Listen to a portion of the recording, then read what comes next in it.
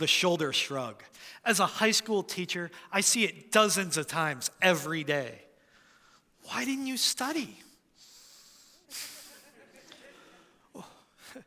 What possessed you to stay up to 3 a.m. the night before a test? Why didn't you get your college application in before the deadline? I hate the shoulder shrug. Not the person giving it, and not even the reasons behind it so much. I hate it because of what it represents. Apathy. The choice not to invest in yourself. And I have come to believe that we have an epidemic of apathy in our society. The theme for this TEDxErie event is bridges over barriers, and it's true. We all have barriers in our lives that can hold us back from our potential. Apathy can be a critical obstacle, inhibiting a person from building the bridges to traverse life's barriers. For the last 9 years, I have found my passion and have worked as a public school teacher, college adjunct professor, church youth director, and various other roles working with young people. And in that time, I have found that the majority of students struggle to both see and ultimately achieve the potential within themselves. And this leads me to the biggest obstacle that both myself and my colleagues battle every single day, and that is the continual fight against student apathy. And to make matters worse, the structure of our society places a disproportionate, somewhat unfair, emphasis on the decisions made and the skills gained between 14 and 22 years old. The daily choices made during this time can greatly impact how easy or difficult a person's life will be for the next 40 or 50 years, barring tragedy. The more that I work with people, the more that I suspect that many people allow their circumstances to control them, which causes them to feel helpless in their ability to change their fate. My message to all people, but especially to young people, is that success and happiness can be attained if you invest in yourself with a balanced approach that allows you to rise above your circumstances and these barriers that we often allow to define us. To invest is to put money or effort into something to make a profit or achieve a result. But here's the thing, investment requires sacrifice. And it also requires a certain amount of risk. To invest in something or someone means to put in money or time or energy or all of those things in the hopes of making a return on your investment. Again, to me, apathy is the choice not to invest in yourself. You can either choose to invest or you can choose to be apathetic. You can choose to care or not to care. You can choose to improve or to ignore. You can choose to define your life or to allow life to define you. It is my idea that success and happiness can be achieved by making a choice to invest in yourself equally in 4 different but overlapping areas of life: physical, intellectual, emotional, and spiritual investment. 4 pillars that can build the bridges to overcome life's barriers. So how do we begin? Most of you already know that a healthy physical lifestyle is worth investing in. But as any of us who have ever dieted, and then dieted again, and then dieted again can tell you, the sacrifice, it's real. Committing to making healthy, long-term physical lifestyle choices can pay returns on investment for an entire lifetime. Developing positive consumption habits with food, as well as avoiding negative habits with drugs and alcohol use, will undoubtedly pay off later. The Center for Disease Control predicts that by 2050, when my current 17-year-old students are 50 years old, 1 in 3 of all adult Americans could have type 2 diabetes. And that number is even higher for minority populations. 1 in 3, look around. And I think of this prediction when I see some of my students who I care so much about roll into class in the morning pounding 2 or 3 energy drinks before school. It's obvious, right? This isn't healthy behavior, but they continue to do it anyway. And the reason that they do this is because they're tired. And many of them are tired because of their poor sleep cycles. So they go home from school and they take a nap. And when I inquire about the lengths of these so-called naps of theirs, I often get replies of 2 to 3 hours, in which I usually respond, "That isn't a nap, that's a coma." Right? And then they wake up, and then they stay up to 3 or 4 in the morning because then they are not tired, knowing full well that they got to be up by 7:30 the next day, ready to learn. It's craziness. Sleep is such a vital component to healthy living. And not just sleep, but deep sleep is when your body repairs itself. So if you don't achieve deep sleep on a very regular basis, it inhibits your ability in all areas of your life, including your ability to manage stress.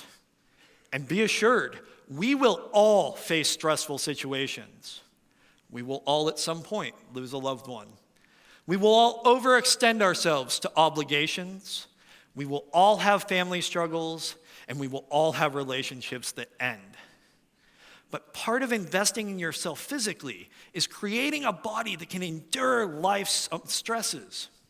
Sure, loss is difficult. But compounding that stress with physical inactivity and poor eating and sleeping habits, that can be devastating.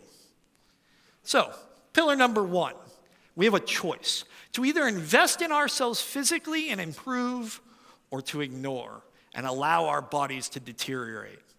But I put this pillar first because without physical investment, it is next to impossible to achieve our potential in other areas of our life. Pillar 2, our intellectual investment. And no matter your age, your ability, your race, your social economic status, or any other characteristic, the ability to invest in ourselves intellectually is literally at our fingertips.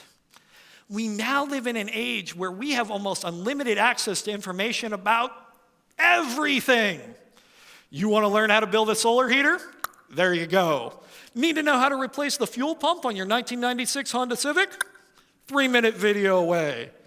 Anybody care to learn to make their own dentures this afternoon? YouTube to the rescue. For the first time in human history, we have an infinite amount of knowledge and skills a click of a button away. All you need is motivation and a little discernment. Discernment to sort through that information, to figure out what is good and helpful and truthful. And motivation to overcome the apathy of the potential of knowledge and to invest in the acquisition of knowledge. Sometimes I think that knowing that Google is there, it might actually inhibit us from learning in the first place. And of course, any talk about intellectual investment certainly means talking about education. And I have been around students long enough to know that the vast majority of high school and college students have an unbeneficial mindset to their education. You see, typical students view their day as a sequence of unrelated singularities. It's just one test. It's just one stupid assignment. It's just one silly presentation. If students could shift their perspective to understand that these daily tasks are not in fact singularities, but rather view them as an opportunity to acquire and compile skills, then they would drastically improve their return on investment. And this shift is just as important for adults. It starts by asking the question, what can I get out of this moment right now, regardless of what that moment is? I get the joy of seeing what happens when students stop going through the motions of school and start to invest in their learning. And they're going off and they're becoming leaders in their fields. And sure, some of them are now doctors and scientists, but others have become such good machinists, their companies are now paying them to go for engineering degrees. But the thing that they have in common is these students have this sense of peace and pride and fulfillment that unfortunately I just do not see in students that make the choice of intellectual apathy. And intellectual development on its own is great, right? But what's the more practical reason for educating ourselves? For the opportunity to earn enough money to live a balanced life. And the statistics are clear. On average, the higher the educational degree earned, the higher the earning potential, and the lower the unemployment rate. Money may not lead to happiness, but financial stability and not having to worry about having a job certainly do. Did you know that the American Psychological Association reports that historically, financial stability is the #1 cause of stress in our country? Learning sound financial practices as soon as possible is a vital part of being emotionally well-balanced and healthy. There was a study done at a Princeton University that actually shows there's a relationship between salary and happiness, but only until that salary reaches $75,000 a year. Above that, an increase in money no longer improves a person's happiness. The results suggest that $75,000 a year is a threshold of sorts, beyond which a person has the means to live a balanced life. Now, what I am not saying is that everybody should go and pursue a 4-year college degree. I absolutely don't believe that to be true, but I do believe that every person should go and become highly trained in something. Students need to invest the time to truly research potential careers, their earning potentials, their unemployment rates, as well as the financial and schooling burdens that go along with them. Becoming a financially stable adult is a critical part of investing in yourself emotionally. And there's other ways as well. Part of living a balanced life is pursuing your passions. And that's a question that I always ask young people. What are you passionate about? What makes you feel alive? Making time for your passions in the hustle and bustle of everyday life is exceedingly important. Doing what you love to do best is healthy and investment in your well-being. And probably at the core of emotional well-being is our primal need for relationships. Deliberately investing the time and the energy to nurture positive relationships, whether romantic or social or family or other, and truly interacting with people in a way that goes far beyond social media is fundamental to what it means to be human. Cultivating relationships with people who have different life experiences, different beliefs, and dare I say it, different politics, will expand our worldview, increase our empathy, and allow us the ability to become agents of change in our society.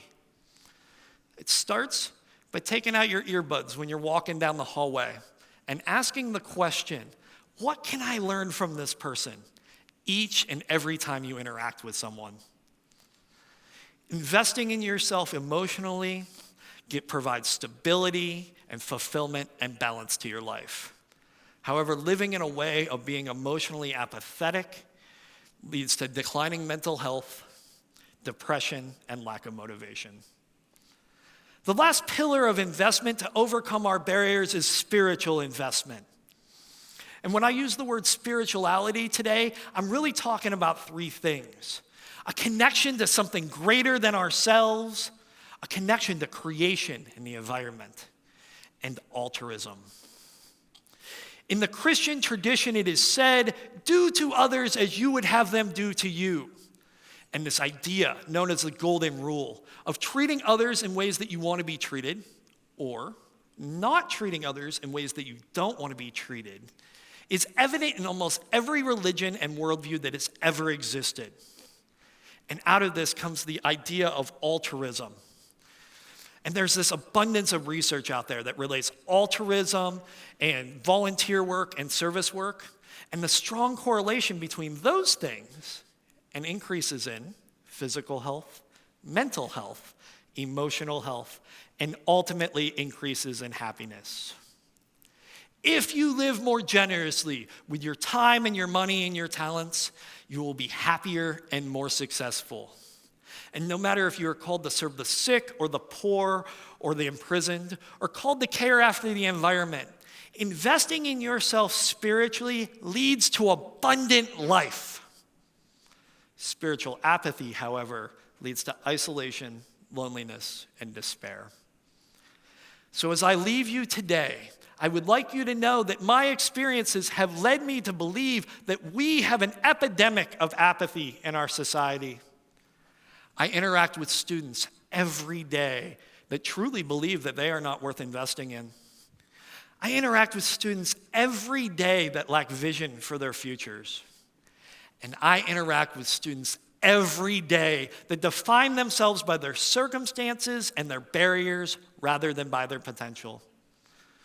More than anything, I want my students to know, but I want all people to know that they are valuable and worth investing in. I want them to understand that apathy cannot lead to happiness, but balanced investment in yourself, physically, intellectually, emotionally, and spiritually, will lead to success and happiness. I want them to realize that every moment, every task, and every interaction comes with it a choice and a consequence. And I want them to ask the question, how can I invest in myself right now, regardless of what that moment is? Investment requires sacrifice, but your returns on investment will be greater than you can dream. It's our responsibility as adults to teach our young people and model this behavior and to show them that they have a continuous choice to make between investment and apathy. It's true.